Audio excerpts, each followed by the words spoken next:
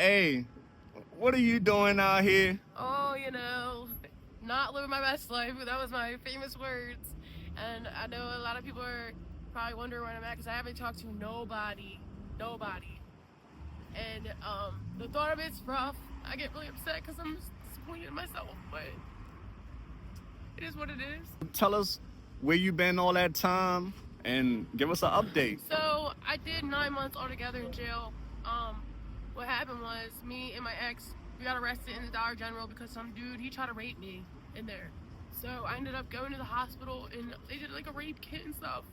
And I spent 5 months in PIC, but the charges got dropped because he charged me and they charged Colton. So after that, I had to do all my time because I had a lot of time to do. I don't know if you guys remember me saying that. And so I went to PIC, well, State Road in Philly. Then I went to Bucks County, and I spent probably like a month in Bucks County because I had to work there, and they put me on probation there. After that, I went to Franklin County, which is the biggest one I had to do. Most what I was worried about because I was on probation there, and that's where I did a lot of my time in recovery there. So anyway, I ended up doing real well in there because I always end up going to the hole in there and stuff. Like I took it really seriously. I was mentally this time like in jail. I was so ready to do the right thing, and I was so proud of myself. And I went on work release. I was working at a restaurant. I was waitressing. I met some really good friends. I came home with a good bit of money, so I ended up home planning at my grandma's in Chambersburg, and she has a really nice apartment. And my grandfather, he's on hospice, and both her and my mom, they need help. So everything was going fine, and then I started getting bored. Like I didn't know what to do. I didn't know how to mentally handle everything, and everything was taking forever. It was taking forever to get into the doctors. It was taking forever to get on my Suboxone. Like the jail gave me something to come home with, but it was just like I was running out. I was panicking, and I was still getting support, but it didn't matter because everyone was still saying I was getting high, but I wasn't getting high, and it was frustrating me. So I got bored, and one of my friends, I got a phone. Big mistake. He hit me up, and we went to Harrisburg. And he ended up getting I ended up spending all my money that I made on crack, and he left me down there.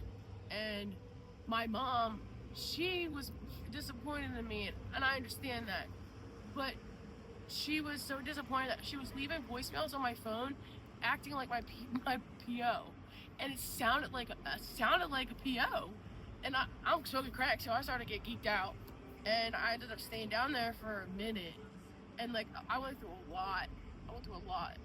I ended up meeting this guy, and we got together, and I moved in with him. Long story short, he got on crack, and he beat me with a belt. He punched me in my face. He was beating the shit out of me, and it was all because he thought that I had crack when I was paying for it, and when I didn't have it. You know what I mean? So he was like, I gotta pack up. We gotta pack up. I can't afford this apartment anymore. I was like, so where are we gonna go? He's like, we're gonna have to go live in my car in Kensington. I was like, okay. Dumb. I come down here with him, and he disappears on me, and I ended up on the street. So here I am. Damn. Yeah. I don't know what to say. Me neither. I'm really depressed. You you you was doing so good, but that doesn't go away. Your good times doesn't go away. It still counts. Yeah. So be proud of yourself for the amount of time that you did. Yeah. Stay away from the drugs. That counts, all right? That don't go away. So now I know I'm gonna have the warrants for Bucks County and Franklin County. I'm not gonna do as much time as I did, but my family is so done with me. Like the main support person that I had the entire time was this lady from France that I met the first video I did, and I love her so much, and she hasn't talked to me at all, and I miss her so much. People been asking about you all the time.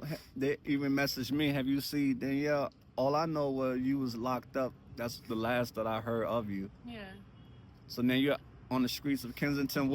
Are you homeless? Yeah, I'm homeless. I'm trying to get in the shelter, and on a methadone program or something, because I can't do this again. I can't. It's like, it's too much at this point. And we're almost done. We got like 4 more minutes. I'm sorry. Oh, I'm done. And I got one more person there. I'll come back tomorrow. Yeah, but I wish I could do you, but I can't, love. I'm sorry. Okay, next time. I'm sorry. It's a lot of distraction. So now, I obviously I know my shit down here. I don't shoot up, and I know people are like, oh, she's lying, but I don't. I don't shoot up. I will never shoot up ever again. So that's like a big step for me. Not the needle. I can't do it anymore. So I don't really do dope like that. Again, I justify it every time, but I can't. What are you doing now? I'm smoking it. Smoking the dope? Yeah. Okay. What it's like when you smoke it to when you shoot it? The difference? It doesn't hit you as fast, and I don't really nod out like everywhere like people do and stuff like that. So I'm okay with the whole shoot up thing. I will never touch a needle. I pray you don't, because sometimes the longer you stay down here or you don't becomes your do. Right. Well, the whole tricking thing, man. Oh my God! I had to jump out of some guy's car just now. Like my hands. Tell us, give us a backstory. So I got in the car. All right, he wanted me to walk with him to go get gas in his tank. He's ran out of gas. He seemed like he was cool. He wasn't.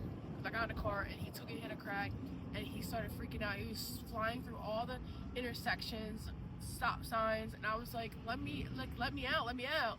And he wouldn't let me out of the car. So I had to jump out. Yeah. And that happened today, you said? Yeah, just before I seen you. What type of car was it? It was like a dark green SUV. What do you look like? He was this short little Puerto Rican guy.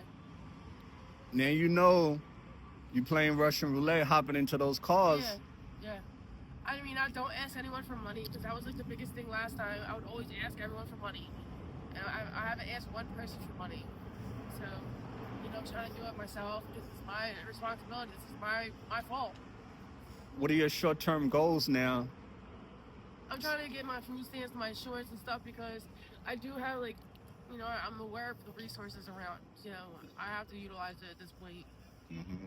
Please do. Okay, so we got some icebreakers for Danielle.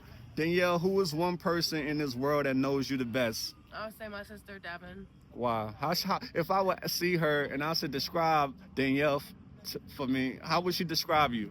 She would be like, Danielle and I are totally different. She's a go-getter and I'm shy, and she's funny and I'm like more reserved, and you know what I mean? So Danielle, if you were going to start a charity, what will it be for? Actually, I was just writing in my notebook about this the other day when I was sitting by myself, and I wanted to start sweeping the sidewalks and stuff, and I wanted to get other people that are in active addiction involved in it, so we can maybe get some donations and more help. You know what I mean? Why you want to do stuff like that? Because I think that we're looked at as just bums on the street that don't do anything. And I know I've seen other people do it around here, and a lot of people are really good people around here, and I think that they would definitely get involved. When was the first time you said I love you to someone other than family? I would say probably one of my best friends, and when I was in grade school, I love you, girl type shit. I haven't talked to anyone. It's because I'm embarrassed. But I miss talking to everyone every day like I was. I think the mic fell down. I'm sorry. Oh, it can't. Hold on. Let's see. You got it went off. Go ahead. I think that I miss talking to everyone every day. On social media and stuff like that. A lot of people ask for my number. I've actually had people approach me down here I'm your biggest fan.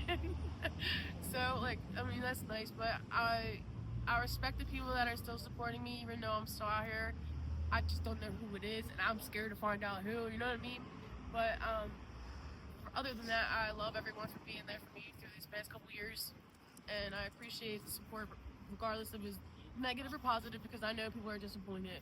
So long as you have life, you have hope, all right there? Yes. And we taking flight. AML family, she's a warrior. She's helping to save the future generation. So let's continue to root for her.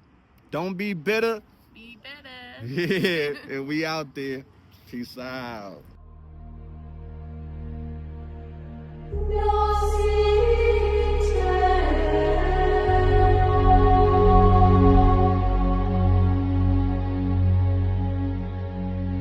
Dic nobis Maria, quam Iesus Dei filius,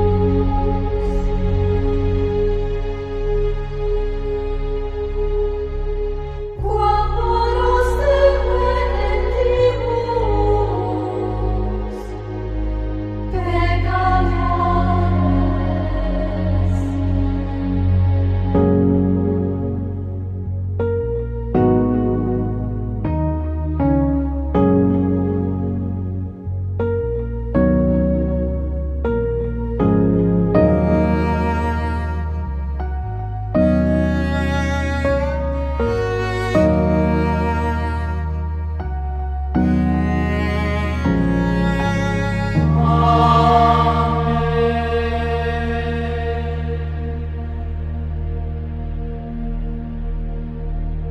Dic nobis